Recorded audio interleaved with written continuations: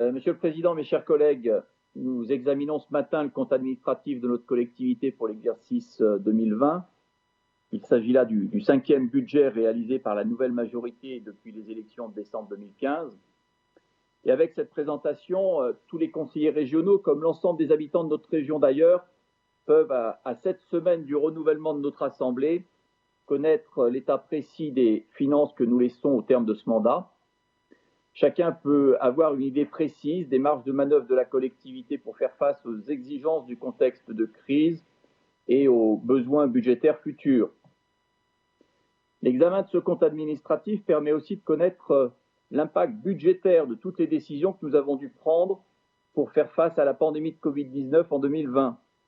Et celles-ci, comme l'a rappelé le Président, ont été nombreuses. En effet, grâce à la bonne gestion entreprise en 2015, grâce à des finances assainies, nous avons été en capacité d'agir pendant la crise et de protéger les habitants de notre région.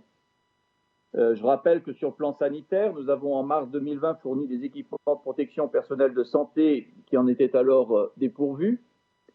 Nous avons en mai 2020 distribué à chaque habitant de notre région un masque.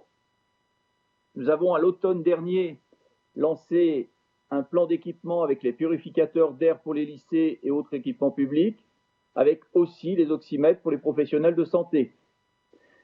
Nous avons en décembre mis en place une vaste campagne de dépistage avant les fêtes de fin d'année pour que les familles puissent se retrouver en étant assurées de ne pas se contaminer au sein du cercle familial.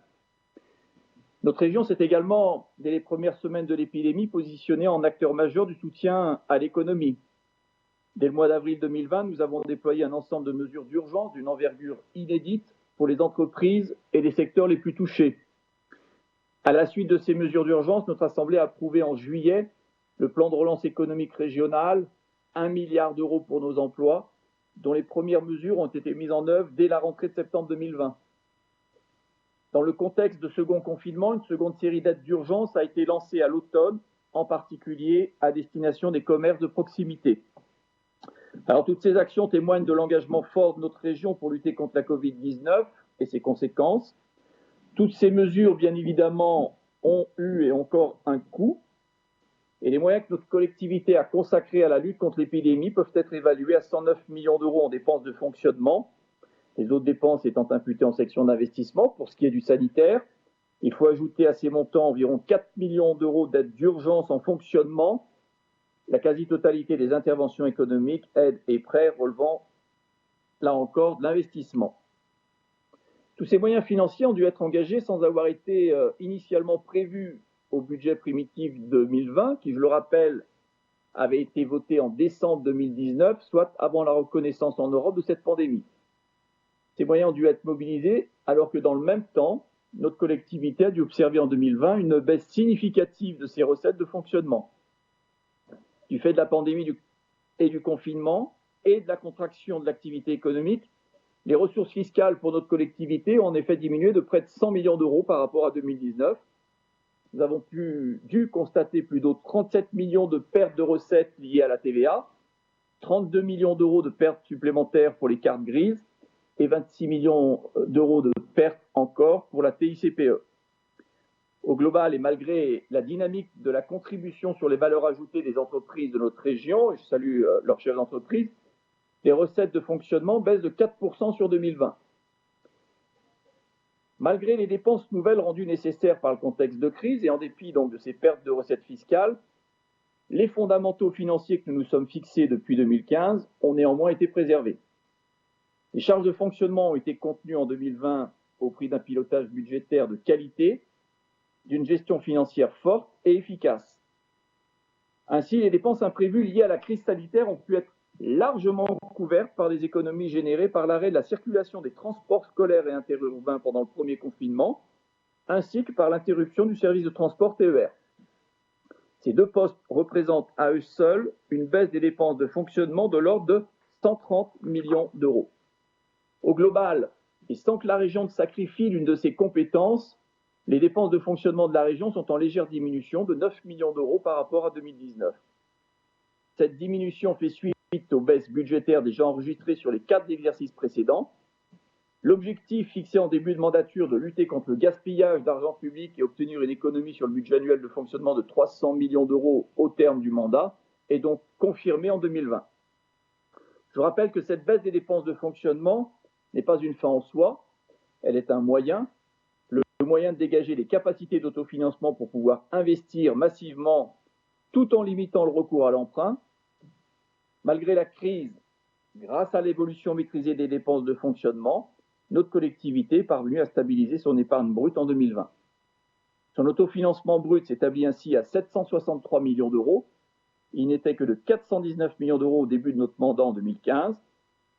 Notre capacité donc à investir sans recourir à l'emprunt donc augmenté de 343 millions d'euros annuellement, soit une progression de 82% en 5 ans.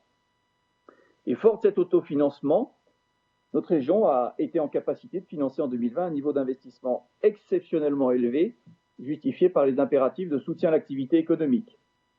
Les dépenses d'investissement s'établissent en définitive à 1 250 millions d'euros en 2020. Il s'agit d'un nouveau record en matière d'investissement, jamais atteint antérieurement par les deux régions cumulées. Je rappelle qu'en 2015, les dépenses d'investissement plafonnaient à 716 millions d'euros. C'est donc une augmentation de 75% par rapport au niveau d'investissement de la fin du précédent mandat. Ce 1,250 milliard a donc permis de soutenir l'activité économique et l'emploi, de lancer les projets et les infrastructures d'avenir, d'investir en faveur des transports publics et des mobilités décarbonées, de soutenir fortement les territoires, en particulier ruraux, pour ne citer que ses priorités. Ces 1 250 millions d'euros engagés en investissement ont été atteints sans mobiliser le levier fiscal et sans recourir à l'endettement. En 2020, la dette de notre collectivité est inférieure à celle constatée en 2015, et alors que notre région n'a jamais autant investi que ces 5 dernières années. La capacité de désendettement se stabilise autour de 3,5 années. Notre région, grâce à notre action déterminée sur les dépenses de fonctionnement, a donc gagné 3 années de capacité de désendettement depuis 2016. Ces performances budgétaires ont amené l'Agence internationale de notation Standard & Poor's à confirmer la notation AA de la collectivité, notation maximum pouvant être attribuée à une collectivité locale française. Surtout, elle a délivré à notre région une qualité de crédit intrinsèque d'un cran supérieur, soit AA+.